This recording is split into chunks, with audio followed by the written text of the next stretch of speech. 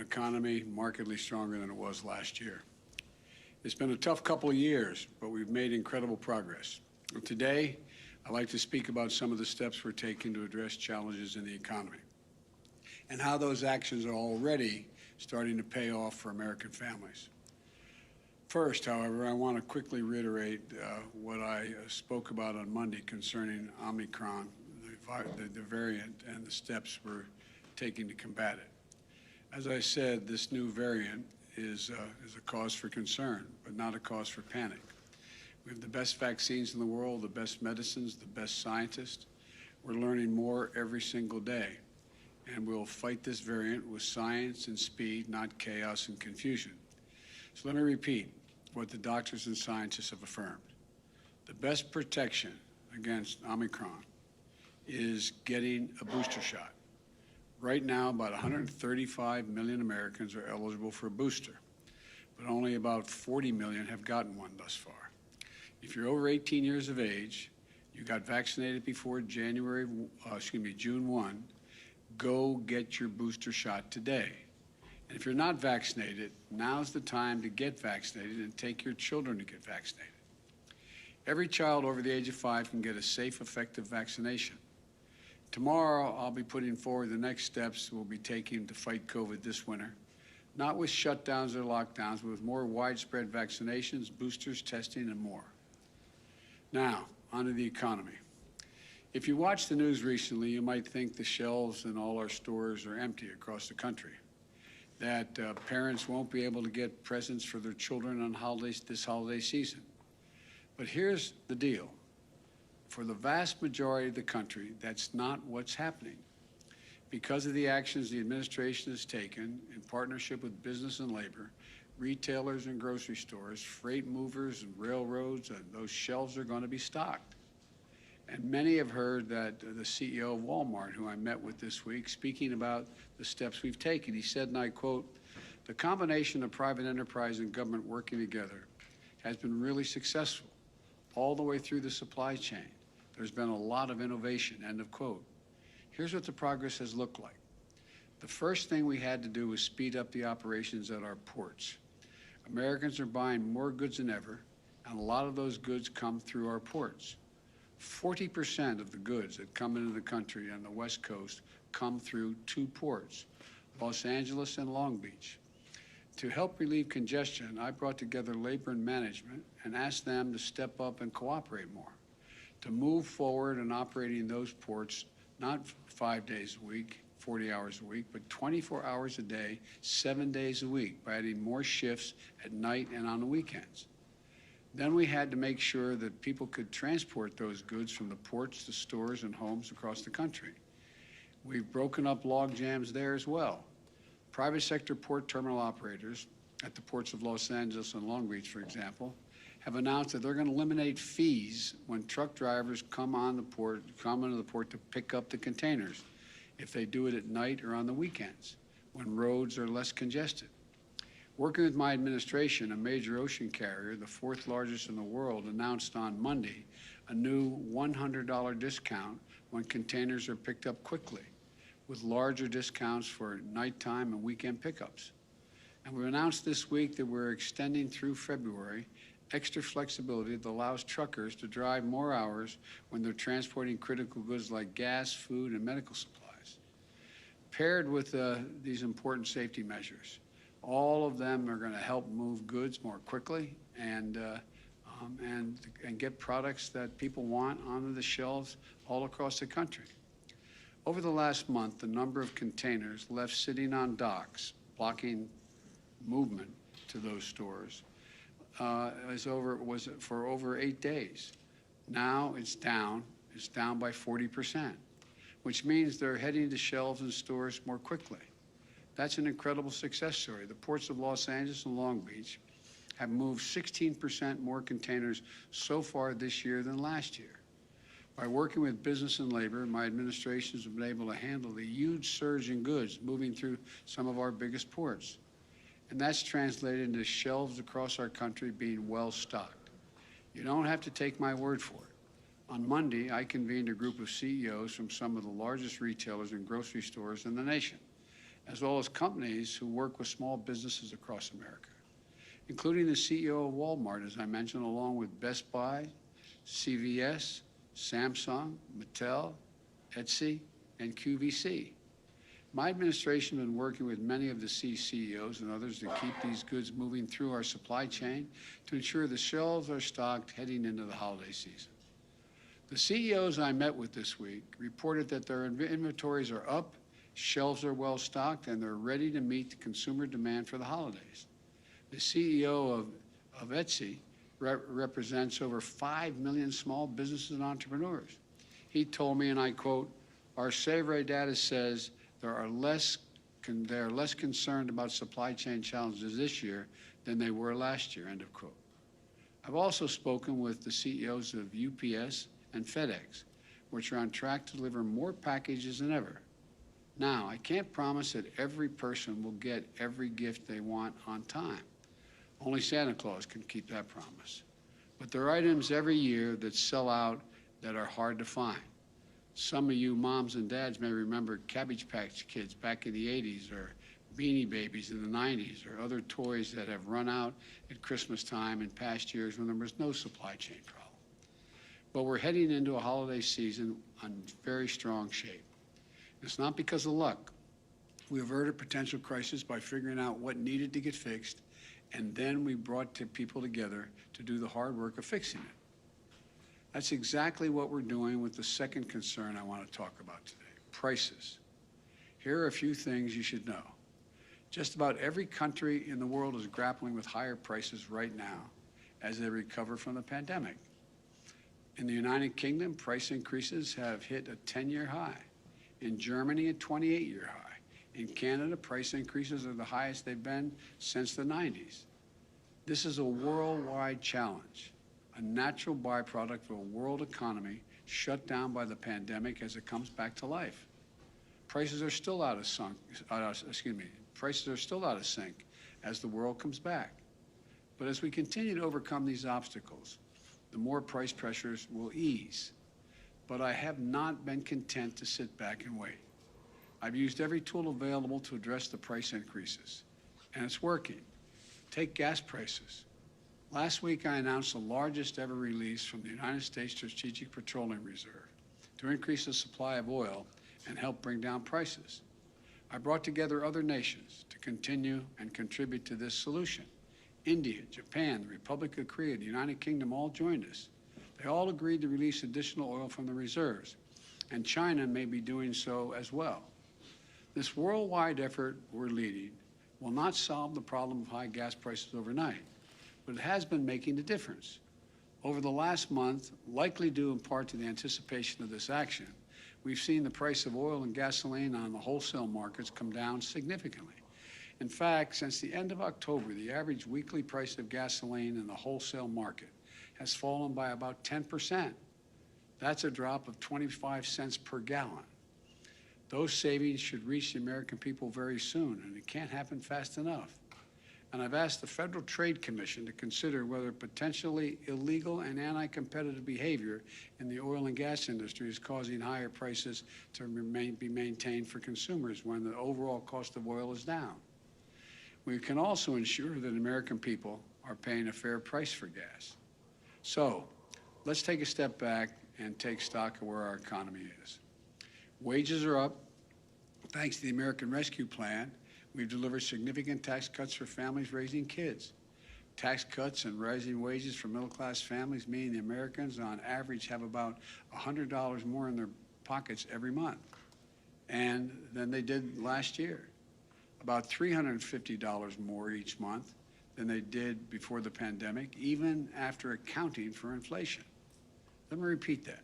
Even after accounting for rising prices, a typical American family has more money in their pockets than they did last year or the year before that.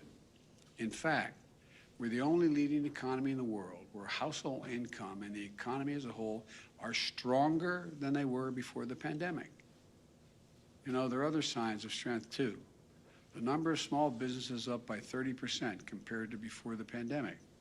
Thanks to the American Rescue Plan, we've cut child poverty in America by more than 40%. Think about that. Millions of children who spent last Christmas in poverty will not bear that burden this holiday season. And the Treasury Secretary, Janet Yellen, described it yesterday that it is, quote, a profound economic and moral victory for our country, end of quote. Since I took office, we've had a record job creation, 5.6 million new jobs since January 20th of this year. The unemployment rate has fallen to 4.6%.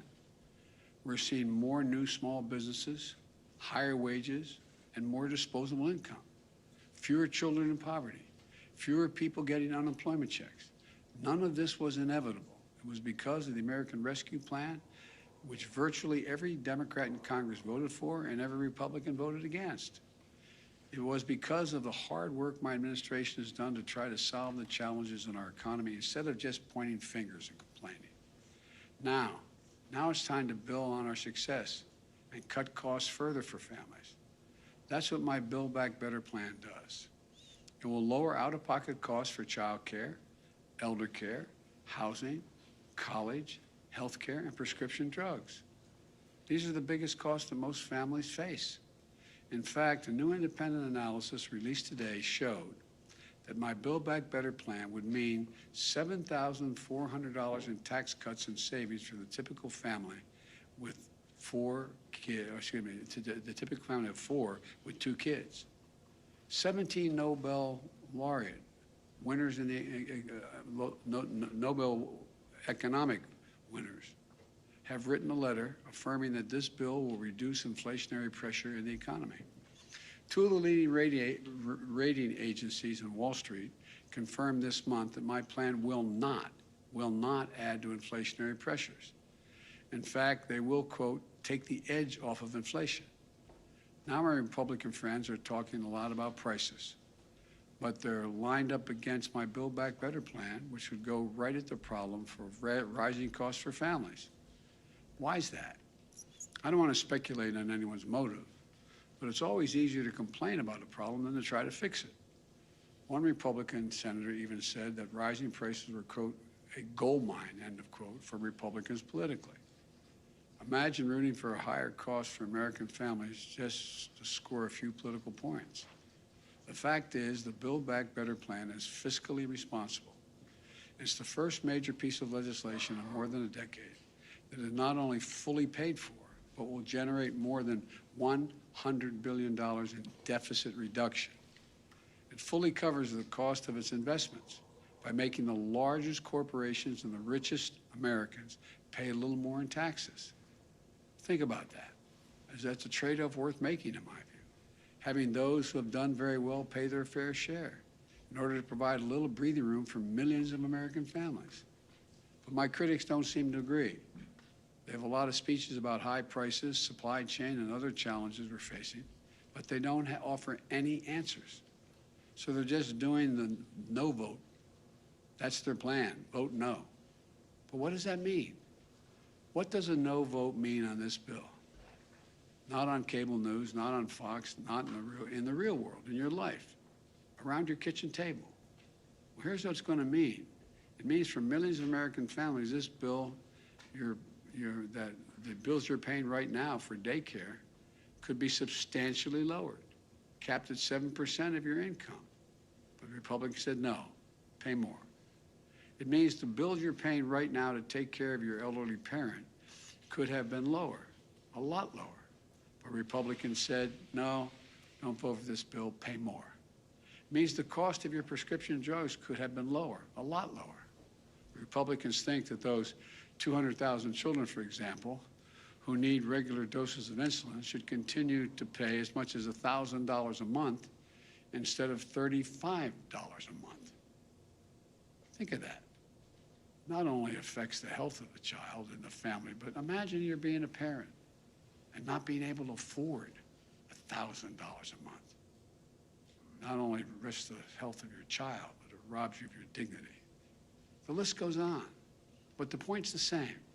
What I proposed is a way to lower some of the most difficult costs families have to pay every month by asking big corporations, 40 of the Fortune 500 companies paid 0 in taxes, making $40 billion in the process, and the wealthiest Americans pay their fair share in taxes.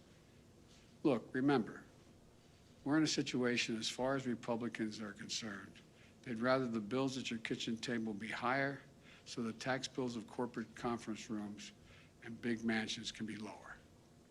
In this case, let me tell you something. Nothing will be more expensive for American families than a no vote on the Build Back Better plan. I believe we simply can't afford to do nothing and wait and see what happens. In the moments we face today, that just isn't a responsible course. We live in uncertain times. Families are anxious about COVID, the economy, the cost of living. And the way to relieve that anxiety is with consistent, determined, focused action. I started my presidency with the American Rescue Plan. Now that law is carrying our nation forward on vaccinations, boosters, keeping our schools open, and so much more. I designed it as a year-long plan because I knew we'd have a lot of obstacles to overcome. Next, we passed the Bipartisan Infrastructure Law because a lot of our infrastructure is crumbling. We have to prepare ourselves to compete and win the 21st century global economy. For most of the 20th century, we led the world by a significant margin because we invested in ourselves, not only in our roads and highways and bridges, but in our people and our families. We built the interstate highway system. We invested to win the space race. We were among the first to provide access to free education beginning back in the late 1800s. These decisions to invest in our country and our families were a major reason why we were able to lead the world for much of the last century. But somewhere along the way, we stopped investing in ourselves. America is still the largest economy in the world. We still have the most productive workers and the most innovative minds in the world. But we've risked losing our edge as a nation. Our infrastructure used to be the best in the world. Today, according to the World Economic Forum, we rank 13th. And we have to invest in our greatest asset as well, our people. For example, we used to lead the world in educational achievement. Now the Organization for Economic Cooperation and Development ranks America 35 out of 37 major countries when it comes to investing in early childhood education and care. We can't be competitive in the 21st century global economy if we continue to slide. One of the reasons I believe so firmly in this is because I know what this country can be. We've always been a nation of possibilities. We didn't become this nation we know by dreaming small. Throughout our history, we've emerged from crisis by investing in ourselves. During and after the Civil War, we built the Transcontinental Railroad, uniting America. During the Cold War, we built the interstate highway system, transforming the way Americans are able to live their lives. And now we'll build the economy for the 21st century. I truly believe that 50 years from now, when historians look back on this moment, they're going to say this was the beginning of the moment when America won the competition for the 21st century. I think that's what we're going to see happen, God willing. May God bless you all, and may God protect our troops. Thank you very much. Mr. President, what's your level of concern that the new variant will end up exacerbating the very issues on supply chains your team has been working on the last several months? Well, look, you know me, I'm an optimist. What we have seen so far does not guarantee that's the outcome. As a matter of fact, we're going to know in the next several weeks that just not only how transmissible the disease is, but how extensive it is, how dangerous it is, and what damage it does, and most importantly, whether the vaccines we have are capable of dealing with this virus, particularly if the boosters we're trying to get everyone to get. So I think the jury's still out. I think it's a little early to make that judgment. But am I concerned? Of course I am, until we get the final answers. I'll take a couple more questions. Yes. Mr. President, what is your reaction? The Supreme Court heard that abortion needs today, and the justices signaled that they are on the verge of major changes to abortion law in the United States. Do you have any plans to try to codify the law? What is your reaction to that? Well, first of all, I haven't.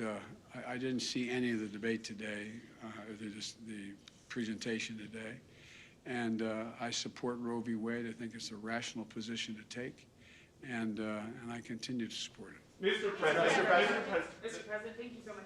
There are a number of presidents, from Jimmy Carter to Richard Nixon, who really tried to impact inflation and supply chains and weren't able to largely do that. that. How confident are you that you have the tools and the power to do something about supply chains and help Americans find some relief? Because of what I've seen so far based on what we've done. This is the first time I've seen where labor and business is so ready to cooperate. Because they didn't go through a period of over 2 years almost, of the impacts of a terrible virus that has caused real damage to the world economy. So I think people are in a different state of mind than they may have been during the Carter years as well as the Nixon years. It's just a different world. Mr. President, quick question on testing requirements. Mark Meadows has written a book revealing that President Trump tested positive for COVID 3 days before your first debate. Do you think the former president put you at risk? I don't think about the former president. Mr. Thank you. President, whatever happened to your promise to shut down Were the you aware virus? that he tested positive? Sir, what testing requirements are you going to implement?